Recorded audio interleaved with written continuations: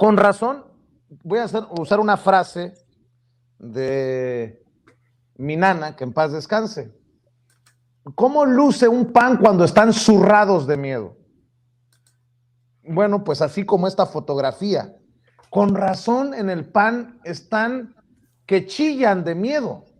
Esos, en un carrito caben los gobernadores y la gobernadora panista. En eso ha quedado reducido el PAN. Y es muy probable que siga perdiendo estados el PAN. Por ejemplo, vemos a Cabeza de Vaca y a Ispuro.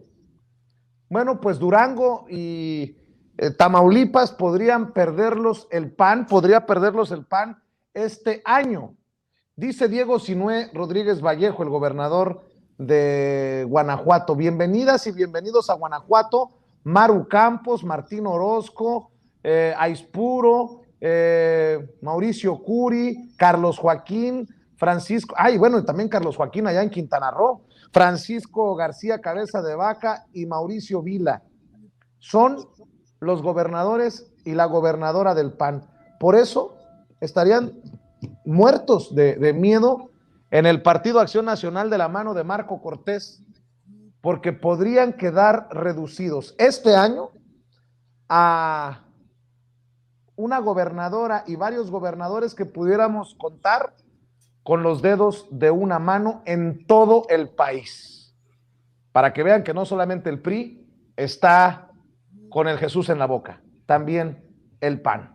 Y bueno, si quieren comentar sobre esto, déjenme también poner sobre la mesa el tema de la Suprema Corte de Justicia de la Nación. Doctor Ángel Valderas Puga, maestro Daniel Marmolejo, ¿qué está pasando con los ministros de la Suprema Corte de Justicia de la Nación?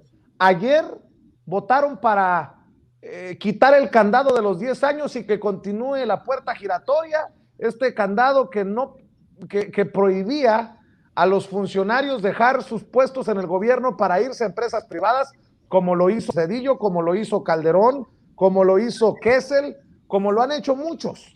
Algo que es una aberración, dijo el presidente Andrés Manuel López Obrador, esta decisión de la Suprema Corte de Justicia de la Nación. Pero ahora súmenle lo de hoy, que le quita la posibilidad al presidente Andrés Manuel López Obrador de decidir qué hacer, en dónde invertir los dineros que se ahorre México con la austeridad republicana.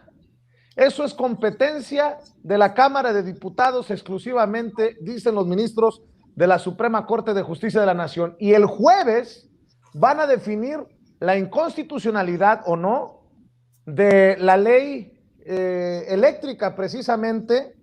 Así que, ¿qué está pasando, Ángel Valderas Puga, con esta Suprema Corte de Justicia de la Nación que pareciera jugar en contra?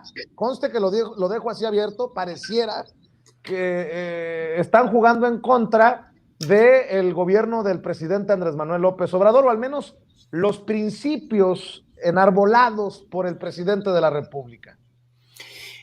Mira, Vicente, durante 20 años se estuvo violando el artículo 27 constitucional que prohibía de manera explícita la generación de energía eléctrica por parte de privados. Se comenzó a violar el artículo 27 desde 1993 y con la reforma constitucional de 2013 pararon la inconstitucionalidad en el sentido de que volvieron legal lo que era ilegal. Modifican la Constitución para permitir ahora sí legalmente que privados generaran energía eléctrica. Y yo me pregunto, en esos 20 años, ¿en dónde estaban los ministros de la Suprema Corte de Justicia de la Nación? 20 años de violación flagrante al artículo 27 constitucional. Dicho esto, hay que tomar en cuenta que el gobierno de la 4T tiene apenas 3 años. 36 años de una noche oscura del neoliberalismo, ni en México ni en ningún otro país. Avanzaron y avanzaron sobre todo en términos del control de las conciencias, del individualismo en contra de lo colectivo. Durante 36 años estuvieron duro y dale con sus medios de comunicación, señalando que lo público, guácala, fuchi, y Salinas de Gortari vendió más de 1,000 empresas estatales, ¿no? Y que lo chido era lo privado, a pesar de que los hechos mostraran la ineficiencia y terminamos entregando el sistema financiero mexicano a extranjeros. Los neoliberales dejaron a sus jueces, Vicente, Daniel, dejaron a sus disque órganos autónomos, a sus órganos reguladores, a la Comisión Reguladora de Energía, a la Comisión Nacional de Hidrocarburos, a la COFESE que acaba de mencionar Daniel. O sea, dejaron a sus jueces, a sus ministerios públicos, dejaron a sus policías municipales, estatales, federales, a sus marinos, a sus militares, a muchos burócratas de alto nivel en el Seguro Social, en el ISSSTE, en Hacienda, etcétera. A mí no me sorprende.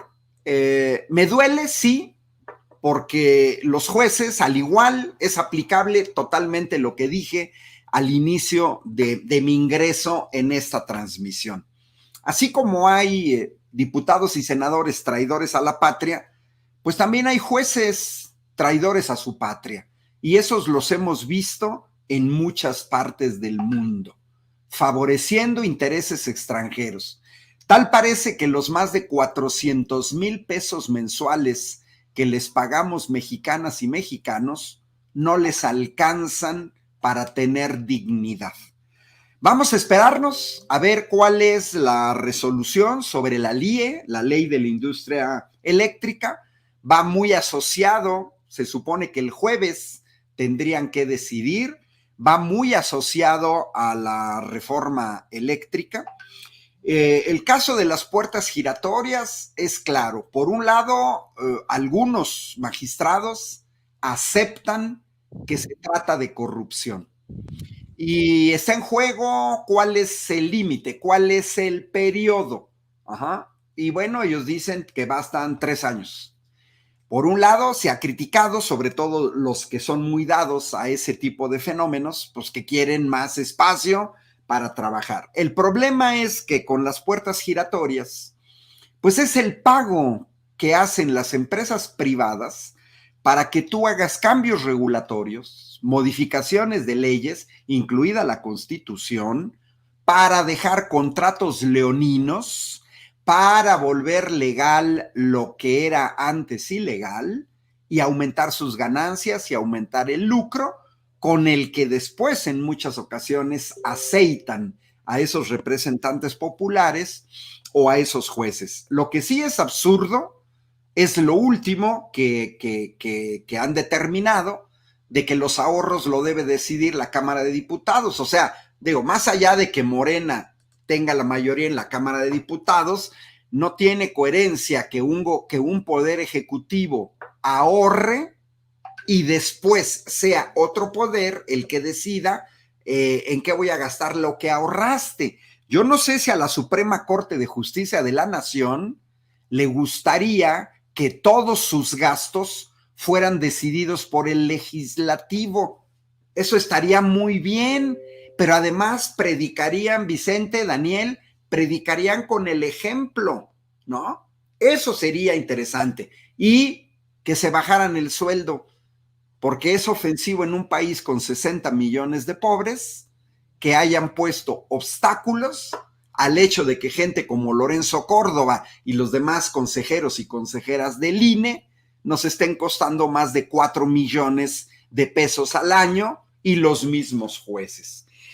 Forma parte de la transición, forma parte de la gradualidad de los cambios. Es evidente que mentalmente, hace rato decía Daniel, el uso de medios alternativos, el hecho de que lleguen nuevos representantes populares que tengan un mayor compromiso con la patria, pues son procesos que se tienen que profundizar.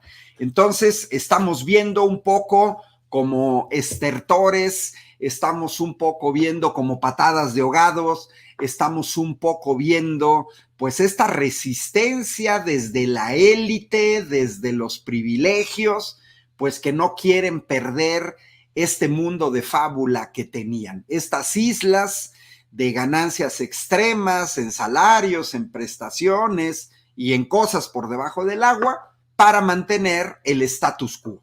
Pero bueno, ya 30 millones de mexicanas y mexicanos en 2018 dijimos, ya basta, y lo vamos a refrendar en 2024 de que ya basta, porque tienen que escuchar al pueblo que dijimos ya basta. Y cuando un pueblo dice ya basta, es porque decimos ya basta.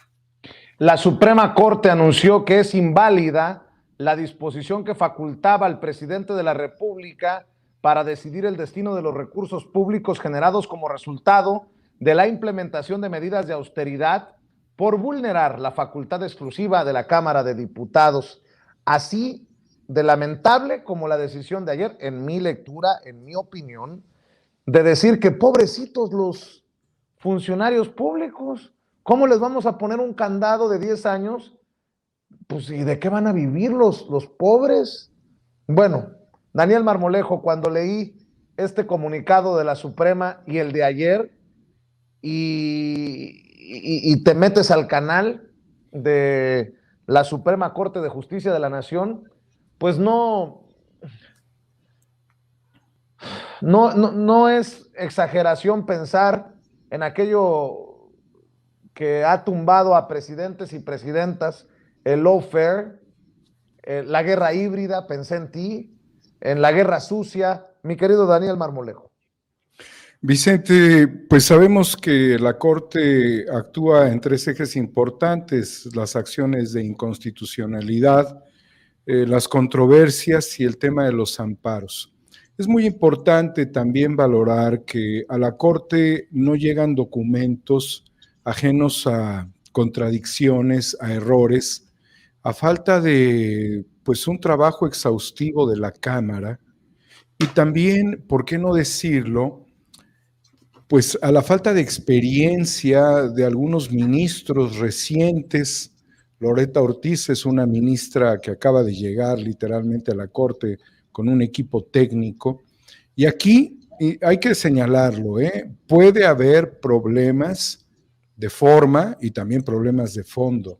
Y si los documentos que se analizan no son documentos muy bien elaborados técnicamente, los ministros tienen que revisar palmo a palmo que pues todo ello caiga dentro de la esencia de la Constitución vigente, no la de 1917. Y aquí el problema es que en el camino se fueron ponchando las llantas de la Constitución y se fueron poniendo parches en cualquier vulcanizadora neoliberal. Entonces, lo que hay puede y ha venido rompiendo la esencia original. Esto es como lo que vemos también respecto a un PRI original o a un PRI que nacionalizó la industria eléctrica o el tema del petróleo con importantes presidentes, y lo que vemos hoy con un PRI que desnacionaliza, que abarata, que vende y que no mira para las futuras generaciones. Entonces estamos frente a baches estructurales y frente a otra condición que antiguamente o hace algunos años no se valoraba lo suficiente en el tema de acciones de inconstitucionalidad o amparos, que es el tema de los derechos humanos. Y aquí hemos sido tan humanos que personajes como Ricardo Salinas Pliego, y ahora que el doctor Ángel valoraba todo el proceso del neoliberalismo, están libres y son multimillonarios. No solamente sino sus taferros, ¿viste? Porque queremos entrar al análisis profundo, a la par que viene la lucha de la izquierda con Cuauhtémoc Cárdenas y con Andrés Manuel López Obrador, los dos únicos líderes de potencia que ha tenido la izquierda. A la par se dio este desarrollo de una oligarquía donde Carlos Slim está al frente, donde Claudio X Guajardo está al frente, donde crecieron los patrimonios de personajes como los Vázquez Raña, de donde viene también la riqueza a través de las privatizaciones de Ricardo Salinas Pliego. Entonces, estos personajes que incluso se erigieron como consejeros presidenciales y también el consejero jurídico, que si tú te preguntas de dónde vino la riqueza de Julio Scherer, cuando su padre era un periodista sencillo, de grandes cualidades, que además no defendió a la cooperativa Excelsior, tache, debió haber defendido la cooperativa, pero no soportó la defensa de la cooperativa.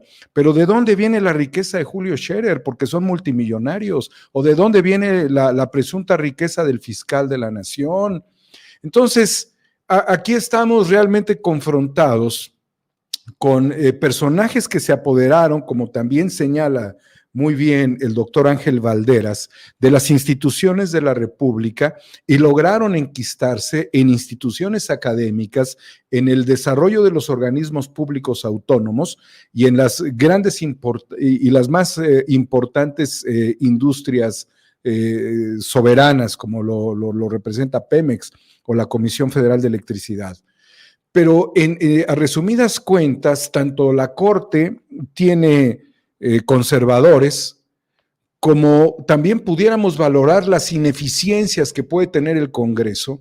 Y yo lo sé, Vicente, porque aquí no vamos a hablar de un Congreso prístino, impoluto y chingón. Hay mucha deficiencia en nuestros diputados y en los diputados que estarían defendiendo el proyecto nacional, no están al nivel de la defensa. Pongamos las cosas claras. Esta es la realidad que hemos venido estructurando, porque ha habido también un pragmatismo en la izquierda. ¿A poco tú consideras que personajes como Cuauhtémoc Blanco son buenos gobernantes? Pues claro que no, ¿sí? Esa es la realidad a la que nos estamos enfrentando. Entonces, que los temas de derechos humanos, que son transversales y tienen una gran importancia, se lleven a los tribunales, se lleven a la Suprema Corte, que las leyes y las promociones que se están haciendo para ser analizadas por la Corte tengan deficiencias en cuanto al análisis del marco teórico de la Constitución, que estén enquistados la estructura gubernamental, sigue enquistada la estructura, la FGR sigue enquistada, Vicente, ¿sí? Todo esto son los atorones que tiene nuestro país, que impiden que se logre aceitar una maquinaria de transformación. Entonces, no solamente es un elefante reumático, perezoso, viejo, sino que también tiene trampas en las patas el elefante, está gangrenado el elefante, tiene parásitos en la piel, tiene deficiencias de pensamiento porque se la ha vivido comiendo carbohidratos el pobre elefante del circo neoliberal, ¿sí? Tenemos que hablar las cosas con fuerza y decir muy claramente que este dedo y este puño flamígero también va contra los incapaces e ineptos que se han tenido que sumar al proyecto de transformación, o contra los infiltrados y contra los oligarcas, porque finalmente todos se vuelven funcionales dentro del apetito insaciable extractivista de la City de Londres, de Manhattan también, de las empresas extractivistas canadienses, chinas, francesas, alemanas, y estamos en tiempos de guerra. Y como lo señalas también, son tiempos de guerra híbrida. Pero para poder confrontar un escenario, necesitaríamos muchos como Ángel Valderas en la Cámara de Diputados y de Senadores. Hablando de diputados,